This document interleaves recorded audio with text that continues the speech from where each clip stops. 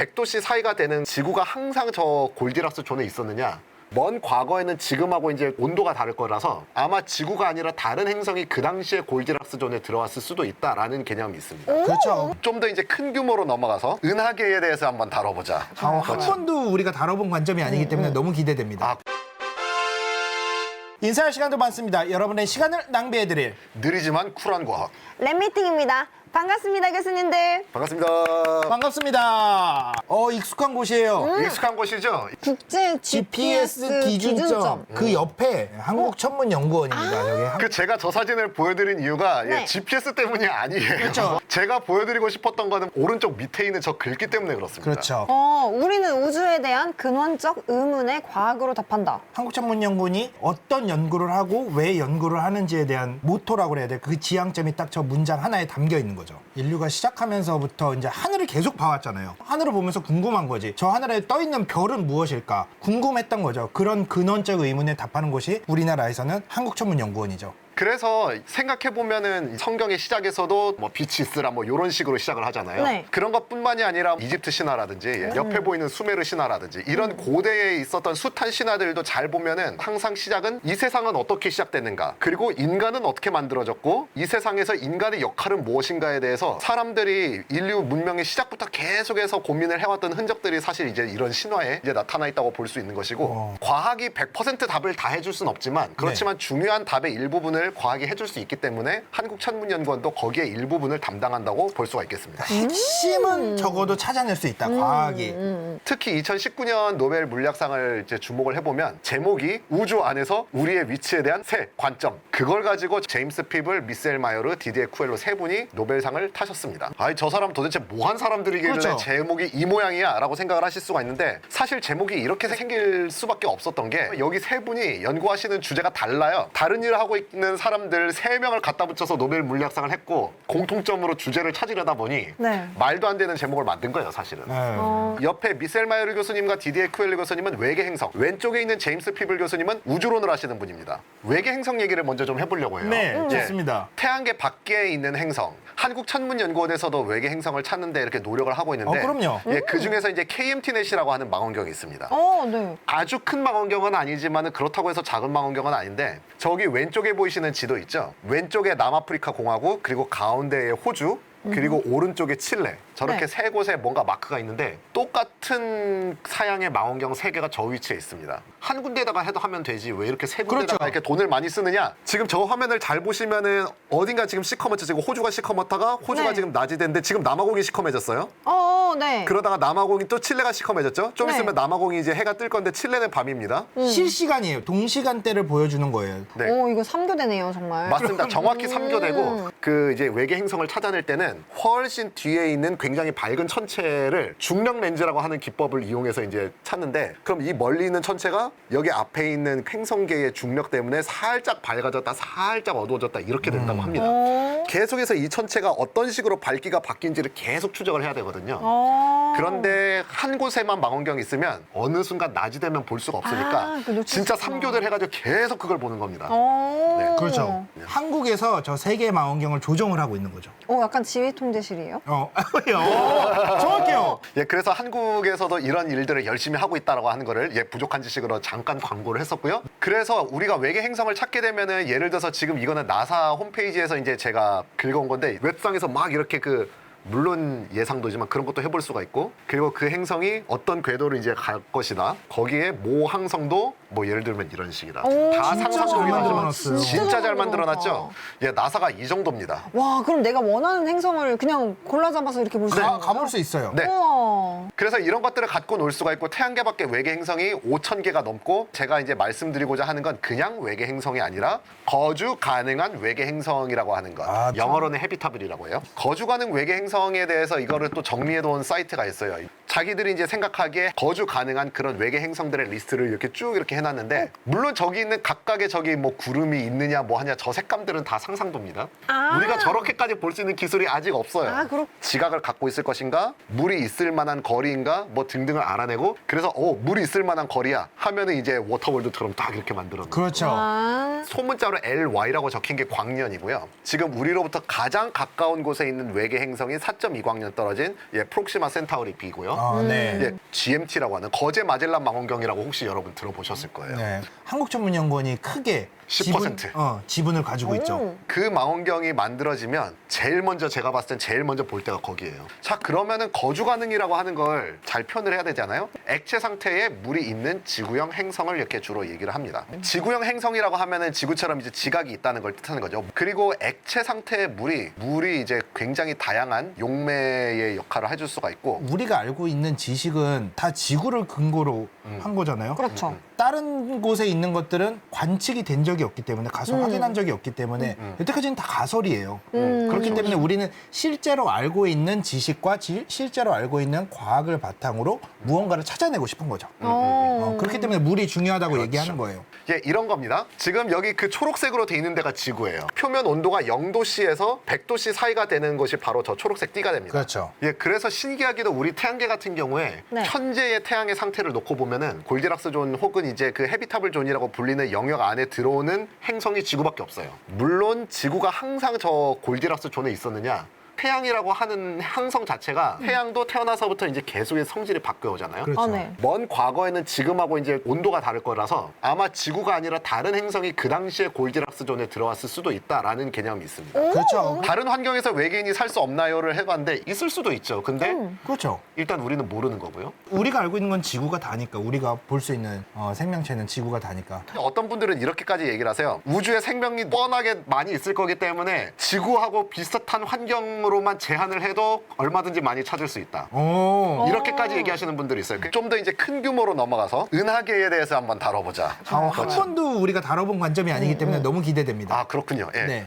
이제 은하계 거주 가능 구역이라는 얘기를 할 수가 있습니다. 아까는 그냥 헤비타블 존이었죠. 이번에 네. 앞에다가 은하계를 붙였어요. 갤럭틱. 각각의 행성계들이 이제 거주 가능 구역이 있을 텐데 은하계를 통째로 봤었을 때 그런 거주 가능 구역 혹은 그 안에 있는 거주 가능 행성이 얼마나 많을 거냐 적을 거냐 네. 이런 얘기를 한번 이제 다뤄보겠다는 겁니다. 네. 왜냐하면 은하계가 그냥 통짜가 아니잖아요. 그렇죠. 네. 각종 다양한 구조들이 있고 어떤 곳에는 별이 많고 어떤 곳은 별이 적고 그리고 뭐 중심에 있는 별의 밀도와 성질들과 바깥쪽에 있는 별의 밀도와 성질들이 다 다르기 때문에 그런 것을 놓고 보면은 거주 가능한 행성들의 분포가 은하 전체에 봤을 때 일정하지 않을 수도 있다라는 오, 그렇죠. 생각을 해볼 수가 있는 거죠. 네. 은하의 중심부를 따져보면은 이제 은하계 이제 거주 가능 구역을 처음 이제 제시했었던 분들의 의견이에요. 뭐 예를 들어서 기에르모 곤잘레스라고 하는 분이 있는데 그분이 제시한 주장에 따르면 은하 중심부에는 별이 많죠. 별이 많으니까 행성도 많고 좋을 거 아니냐라고 그렇죠. 생각할 수 있지만 별이 많다는 거는 거기에 초신성 같은 위험한 녀석들도 많이 있다는 겁니다. 초신성이 이제 주변에 이제 많이 몰려 있을 텐데 초신성이 한번 펑 폭발해 버려 가지고 이제 생명체가 겨우 이제 진화를 하려고 하는 거기를 쓱 지나가 버려 가지고 다 대량 멸종시켜 그럼 버릴 약간 수 있는 저희 그 공룡이 멸종했던 것처럼 그렇게 될 수 있는 건가요? 그 스케일이 아니면은- 아니죠. 그냥 지구가 없어질 정도의 에너지인 거지 그냥. 그래서 은하 중심부 같은 경우에는 별이 많아서 왠지 생명체도 많을 것 같지만 그런 식의 위험한 환경이 있기 때문에 반드시 유리하다고 볼 수가 없다라고 하는 가설을 세웠고요. 그리고 반대로 이제 은하 외곽부로 간다면 변두리는 뭐 뻔하죠. 이제 일단 별이 별로 없습니다. 지각형 행성이라고 하는 거는 일단 기본적으로 수소나 헬륨보다는 무거운 원소로 만들어져 있는 거잖아요. 그렇죠. 네. 천문학에서는 진짜 그냥 퉁쳐서 수소나 헬륨보다 무거우면은 그냥 무거운 원소라고 퉁치거든요. 그렇죠. 영어로 메탈이라고 합니다. 그냥 금속이라고 말해요. 그만큼 수소 헬륨이 많은 거예요. 무거운 이렇게 지각이 있으려면 무거운 원소가 있어야 되는데 그런 게 별로 없을 거라고 생각되기 때문에 네. 아마도 은하 변두리나 거주 가능 행성이 별로 없을 거다. 액체 상태의 물 때문에 태양계에서 띠가 있는 것처럼 왠지 은하계에도 저런 띠가 있지 않을까라고 이제 조심스럽게 제안을 했던 거고 우리 태양계가 아마 저 띠 안에 있을 거다. 이제 이런 얘기를 한 거죠. 심지어 여기서 멈추지 않습니다. 더 나아가서 약간 철학적인 얘기를 해요. 은하 중심부에 이런 모든 난관을 겪고 우리가 살고 있다고 생각을 해봐요. 우리가 이제 과학 연구를 이제 해보겠다고 생각을 해봅니다. 그렇죠. 네. 그래서 이제 하늘을 봐요. 네. 그럼 이제 하늘이 어떻게 생겼을까요? 너무 반짝반짝 그렇죠. 눈이 부셔. 그 하늘을 보면은 그냥 밝을 거예요. 자, 밝으면 좋은 거 아닌가요? 별이 많으니까 연구할 대상 많은 거 아닐까요? 라고 생각할 수 있는데 안 그래도 지금 우리 은하가 이렇게 펼쳐지는 은하수 부분에는 외부 은하를 보기가 힘들거든요. 아, 그렇죠. 관측이 별들이 좀 워낙 힘들다는 많기 얘기인가? 때문에 어. 우리 은하 중심부에 있는 볼 수 있는 별들은 많아요. 그건 재밌는데 우리 은하 바깥쪽을 보기가 너무 힘듭니다. 우주를 아무리 본다고 해봤자 우리 은하 중심에 있는 거에 대해서만 제대로 알 수가 있고 은하 바깥에 있는 그 넓은 세상에 대해서 이해를 하려면은 굉장히 오랜 시간이 걸릴 거라는 거죠. 나가야겠네. 그렇죠. 반대로 이제 넘어가 볼까요? 은하 외곽부에 어떤 생명체가 살고 있다고 생각을 하고 우주를 본다고 하면은 우리 은하의 구조를 제대로 파악하기가 좀 어렵습니다. 우리가 외부 은하를 보면은 기울어진 형태로 프로젝션된 짜부된 모양만 우리가 볼 수가 있는데 외부에서 변두리에서 보면 우리 은하가 그렇게 보일 거거든요. 물론 좀 크게 보이긴 하겠죠. 변두리에 있으면 우리 은하의 구조를 제대로 알 수가 없고 우리 은하의 구조를 제대로 알 수 없기 때문에 외부 은하의 구조에 대한 이해도 좀 떨어질 수밖에 없는 겁니다. 그래서 결과적으로 보게 되면 우리 은하의 중심부나 외곽에 있을 때의 생명체가 살기가 힘들 것 같다는 주장이지만 반대로 생명체가 있다고 하더라도 우리 은하 중심부에 있을 때랑 외부에 있을 때 우리 우주 전체에 대한 제대로 된 픽처를 갖기는 좀 힘들 수도 있다. 이런 얘기까지 이제 그들은 이제 좀 주장을 했어요. 그래서 이제 그 책이 이제 특별한 행성 지구라고 하는 이제 그런 걸 가지고 저런 책이 있군요. 예, 이게 2002년대 초반의 얘기였었어요. 여태까지 홍성욱 박사님께서 얘기해 주신 게 한마디로 지금 정리가 되어 있어요. 그 우주 안에서 우리 은하 안에서 우리 태양계가 있는 장소, 우리 지구가 위치하고 있는 장소는 어떻게 발견에 알맞게 설계되어 있는가. 기가 막힌 말인 것 같아요. 은하계의 거주 가능성이라는 얘기들을 저분들이 이제 처음을 하게 된 것 같고 그 즈음부터 시작해가지고 많은 연구자들은 아니에요. 왜냐하면은 연구자들이 약간 이런 주제에 대해서 최소한 행성은 그래도 이렇게 좀 뭐가 있잖아요. 네. 직접 이렇게 발견도 할 수 있고 한데 이 얘기에 대해서는 좀 이야기를 하는 게 조금 꺼려지는 면이 있어요. 결국 여기서 나오는 것들은 다 가설이거든요. 지금 외계 행성에 지금 우리가 직접 가서 외계인을 볼 수 있는지 없는지도 모르는 판에 그래서 많은 연구자들이 이렇게 하진 않았지만 그래도 저 연구가 있고 나서부터 계속해서 연구가 있었습니다. 은하계에 대해서 생명체가 존재할 것인가 그리고 이제 거기에 어떤 철학적인 의미를 담을 것인가 연구를 한다고 했었는데 그것이 꼭 이렇게 은하계에만 국한된 얘기가 아니라 우주 전체에 대해서도 그런 얘기를 하는 게 있어요. 그게 바로 지금 여기 나오는 이제 인류 원리. 요약을 하자면은 이제 네. 전통적인 개념은 우리 우주가 갖고 있는 우주론이라고 하는 학문이 그 우리 우주가 어떤 식으로 시작됐고 어떤 식으로 커져 왔는지 그리고 그거를 어떤 이론과 그 이론에 들어있는 숫자로 잘 설명을 할 수 있는지를 이제 하는 학문이라고 했는데 네. 그 숫자들이 세팅이 돼 있는 값이랑 그 안에 있는 우리 인류의 존재가 뭔가 모종의 연관이 있을 수 있다라고 하는 것이 인류 원리가 갖고 있는 기본적인 아이디어였습니다. 예를 들어서 뭐 중력 상수랑 그리고 전자기하학을 이렇게 나타내는 그 상수 간의 어떤 비율이 지금하고 다를 경우에 인간과 같은 생명체가 존재할 수 있느냐 없느냐 뭐 이런 문제라든지 그렇죠. 조금만 이렇게 그 비율이 이제 틀려지게 되면은 우리가 상상할 수 있는 생명체의 존재 자체가 혹은 생명체를 만들어낼 수 있는 천문학적인 뭐 화학적인 그런 배경 자체가 없어질 수도 있다.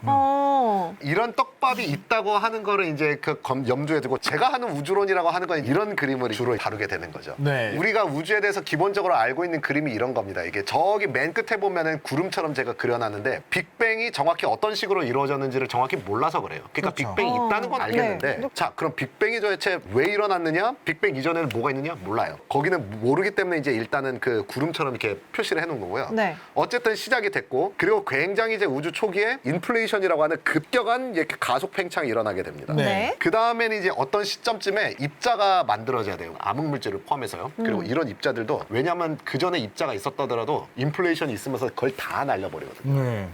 그래서 인플레이션이 끝난 다음에는 아마 진공일 거라는 거예요. 그 전에 입자가 있었든 없었든 네. 인플레이션이 끝난 다음에 입자는 만들어져야 됩니다. 네. 네. 그리고 이제 시간이 한참 지나고 난 다음에 왜 우주 배경 복사 CMB 이후에 이제 최초의 천체가 생기고 100억 년 정도 지난 다음에 이제 가속 팽창이 일어나는 저것도 아마 노벨상을 받은 것으로 알고 있어요. 우리가 관측을 한다는 거는 빛으로 뭔가를 본다는 거잖아요. 그 한계 지점이 저 우주 배경 복사, 우주 배경 복사 뒤로는 관측을 할 수는 없는 거예요. 우리가 볼 수 있는 빛은 네. 저 우주 배경 복사에서 시작이 됐기 때문에 그 뒤를 보려면은 다른 걸 이용을 해야 돼. 네, 우주 배경 복사보다도 그 앞에 시간에도 빛이 있기는 있는데 그렇죠. 문제는 그때는 물질하고 막 심각하게 상호작용을 하는 상태예요. 구름 안에도 빛이 들어오긴 들어오는데 구름 안에 있는 물질들하고 너무 이제 산란을 이렇게 많이 하다 보니까 뚫고 오는 빛이 별로 없는 거죠. 그렇죠. 그래서 그 이전에 있었던 빛은 우리한테까지 뚫고 오지를 않아요. 정말 신기한 게 우리 태양에서 우리가 보는 빛이 8분 걸린다고 그러잖아요. 근데 사실 표면에서 땅 출발해서 우리한테 오는데 8분이 걸렸지만 태어나기는 10만 년이 넘기 전에 태어났어요. 중심부에서 태어나는데 중심부에서 표면까지 나오는데 10만 년에서 20만 년이 걸려요. 왜 그렇게 오래 걸려? 너무 물질이 많이 뭉쳐 있으니까 계속 튀기는 거야. 자기네들끼리. 표면까지 나오지를 못하고. 왜 그렇게 오래 걸리냐, 근데. 그래서 제가 이 슬라이드에서 이제 보여드리고 싶었던 것 중에서 가속 팽창이라고 하는 부분이 중요한데 가속 팽창을 일으키는 뭐 요인이 뭐냐? 암흑 에너지 때문에 그런 거죠. 뭐 그렇지만 이제 그 얘기를 하기 앞서 우주가 이제 단순히 커지는 것뿐만이 아니라 이제 구조가 이제 형성이 된다고 말씀드렸잖아요. 저기 보여드리는 것이 이제 우리나라에서 거대 우주론 시뮬레이션을 돌린 게 여러 가지가 있어요. 우와. 세계적으로 알아주는 것 중에 하나가 이제 호라이즌 런 5라고 해서 그렇죠. 서울에 있는 고등과학원이랑 저희 대전에 있는 한국천문연구원이랑 그리고 외국에 있는 팀들이랑 합쳐서 저런 시뮬레이션을 했었는데 처음에는 우주가 이렇게 별 특색이 없습니다. 살짝 어디는 밀도가 높고 살짝 밀도가 낮은데 그것들이 이제 시간이 갈수록 이제 부익부 빈익빈이 되듯이 밀도가 높은 대로 계속 물질이 몰려들어서 나중에는 이제 시간이 가면 저렇게 밀도가 처음에는 살짝 높았던 곳에 은하, 금, 단 이런 것들이 계속해서 몰리게 되는 거고 처음에 살짝 밀도가 낮았던 곳은 계속 이제 물질을 뺏기게 되는 거죠. 마지막에 이제 거대한 공동, 영어로는 이제 void라고 이제 하는 것들이 이제 생기게 되는 거고요. 이제 넘어가면은 이제 암흑 에너지 얘기를 좀 이렇게 해보려고 그래요. 우리 우주에 있는 전체 이제 에너지 중에서 우리가 알고 있는 물질은 5%밖에 되지 않아요. 원자라든지 전자라든지 뭐 쿼크라든지 이런 거 다 합쳐봤자 5%입니다. 그리고 이제 나머지 95% 중에서 암흑 물질이라고 불리는 게 뭐 27%냐 뭐 20 몇 프로냐 뭐 하여간 저 정도 오더라고 이제 생각하시면 되겠고요. 암흑 물질은 물질이라고 생각을 하는데 눈에 보이지 않는 거죠. 일반적인 물질은 빛하고 조금이라도 상호작용을 합니다. 그렇지만 우리가 제대로 인지할 수 있을 정도로 빛하고 상호작용을 별로 하는 것 같지가 않아 보이기 때문에 혹은 다른 우리가 알고 있는 물질이랑도 중력 말고는 4대 힘 중에서 중력 말고 나머지 3개로는 뭐 별로 인터랙션을 하지 않는 것 같아서 암흑이라는 말을 앞에다 붙인 거고요. 그냥 단지 우리가 알기로는 지금 알고 있는 물질하고는 일반적으로 물질하고 서로 상호작용을 하는 정도 수준의 상호작용은 암흑 물질은 하지 않고 있는 것 같은데 다만 이런 모형도 있습니다. 최근에는 암흑 물질끼리 서로 먼저 상호작용을 한다든지 암흑 물질이랑 물질과 물질 수준처럼 그렇게 큰 상호작용은 아니지만 약간의 상호작용은 할 수 있지 않을까 하는 이론들은 굉장히 많이 나와 있고 그렇죠. 근데 상호작용이 안 되는데 어떻게 암흑 물질이 있는 것 자체를 알 수 있는 거예요? 중력. 그렇죠. 아, 중력 때문에? 에너지 아. 중력하고는 반응을 해요. 암흑 물질이. 네네. 그래서 중력을 이용해서 암흑 물질이 있다는 거를 우리가 존재를 하고 있다는 여부는 확인을 할 수가 있는데 얘네가 뭐냐라는 거는 모르는 거죠. 보이지 않기 때문에 암흑이라고도 하지만 중력 이외의 어떤 것과도 반응을 하지 않기 때문에 확인을 할 수가 없는 거죠. 그래서 우리가 모른다라는 개념의 암흑이에요. 물질도 이 모양인데 암흑 에너지로 가면 이건 진짜 답이 없죠. 에너지라는 말이 들어갔다는 것 자체가 얘는 물질이 아니라는 거거든요. 왜냐하면 물질의 성질을 이제 생각을 해보면은 밀도가 이렇게 부피를 늘리면은 이제 더 이상 물질을 더 넣지 않았고 빼지도 않았다는 가정하에서는 밀도가 이제 줄어들겠죠. 아, 그렇네요. 이게 물질은 당연한 거예요, 이게. 근데 암흑 에너지는 그렇지가 않아요. 네. 그게 문제예요. 부피를 늘렸는데 밀도가 줄어들질 않아. 그러니까 늘어나는 거는 확인을 했는데 왜 늘어나는지 왜 늘어나는지를 모르는 거지. 뭐가 늘어나? 그러니까 정말 기본적으로 흥미로운 친구 있어요. 정말 그러니까요. 흥미로운 네. 친구일세. 그러니까 암흑 에너지 연구하시는 분들 보면 이분들이 수학적으로 뭐가 이렇게 뭐 이렇게 써요. 그거 쓰고 이걸 보다 보면 이렇구나 이제 알 것 같은데 자 그래서 이게 실생활에서 어떤 건데라고 하면 뭐지? 그렇죠. 그걸 설명할 수 없는 거군요. 어. 그 암흑 에너지가 그럼 도대체 뭐냐? 이 사진은 어디서 갖고 왔냐면요. 그 앤트맨과 와스프에서 갖고 왔습니다. 아, 네. 저 앤트맨과 와스프 시리즈는 한번 보시면 되게 좋아요. 왜냐하면 양자역학을 이해하는데 저만한 영화가 없어요. 네. 제가 스틸 그림으로 했기 때문에 이제 좀 잘 안 드러날 수 있는데 저거 한번 영상을 보세요. 이게 굉장히 뛰어난 게 뭐냐면 모든 것이 흔들리거든요. 계기판을 보고 있으면 그 계기판 자체도 막 흔들리고 숫자가 네. 막 있다가 이 장소에 있던 것들이 막 이 장소에서 보이고 막 이러거든요. 그 양자 중첩 뭐 이런 것들. 아, 네네. 그러니까 카메라가 흔들린 게 아니고 존재 자체가 흔들리고 있는 거예요. 그러니까 땅에 내리잖아요. 그 땅에 내리면 그 땅도 가만히 있는 게 아니고 막 이렇게 막 흔들리거든요. 땅이 막 움직이고. 이 상태랑 이 상태가 막 섞여 있는 거죠. 그러니까. 네네. 아무런 설명 없이 화면만 나오기 때문에 아이 그냥 꿀렁꿀렁 있는가 보다 하고 넘어갈 수도 있는데 보면 볼수록 양자역학에 있는 개념들을 시각적으로 잘 드러냈다는 거를 알 수가 있습니다. 양자역학에서 보면은 진공이라고 하는 것도 완전히 비어있는 상태가 아니고 네. 그 안에 어떤 에너지가 있을 거다라고 이야기를 하기도 하거든요. 암흑 에너지가 정확히 무엇인지는 알 수 없지만 가장 유력한 시나리오 중에 하나가 양자 상태에서의 진공 에너지일 수 있다. 그나마 이게 사람들이 암흑 에너지에 대해서 세울 수 있는 가설 중에서 그나마 사람들이 이해하기가 가장 쉬운 거예요. 어. 나머지를 가면 진짜 뭔 소리인지 몰라요. 거예요. 그러면 양자 진공 에너지가 맞다 하면은 입자 물리 하시는 분들이 이제 그런 에너지는 대략적으로 어느 정도 규모를 가질 것인가 이런 거 기가 막히게 계산을 잘 하거든요. 네. 계산을 해봤더니 문제가 있어. 우리 우주에 암흑 에너지가 있다는 걸 어떤 식으로 알 수 있냐 하면은 현재 팽창하는 게 가속 팽창한다는 걸로부터 알게 돼요. 네. 왜냐하면은 아인슈타인의 상대성 이론과 거기서 따른 우주론에 따르면 물질과 암흑 물질 빛밖에 없잖아요. 그러면은 우주가 팽창하는 속도가 무조건 시간이 지나면서 감속해야 됩니다. 팽창을 하는데 줄어들 수밖에 없거든요. 근데 가속을 하고 있어요, 지금은. 우리 우주의 암흑 에너지가 만약 진짜라면, 진짜 있다고 하면은 그 값을 정밀하게 측정이 가능한데, 문제는 그게 입자물리 이론에서 나온 거에 비해서 너무 터무니없이 작다는 거예요. 그게 1 다음에 0이 이제 120개 나오는. 아. 자, 이게 어떤 거랑 비슷하냐 하면은 우리가 이제 공룡이라고 하는 존재가 뭔지를 모르는 상태에서 공룡에 대해서 이제 수학적으로 연구를 했어요. 이제 네. 생물학적으로 연구를 해서 공룡이라고 하는 게 있으면은 크기가 이래야 된다라고 하는 걸 이제 가설을 세웠단 말이에요. 네네네. 근데 실제로 공룡 뼈가 발견됐는데 저 모양이었던 거죠.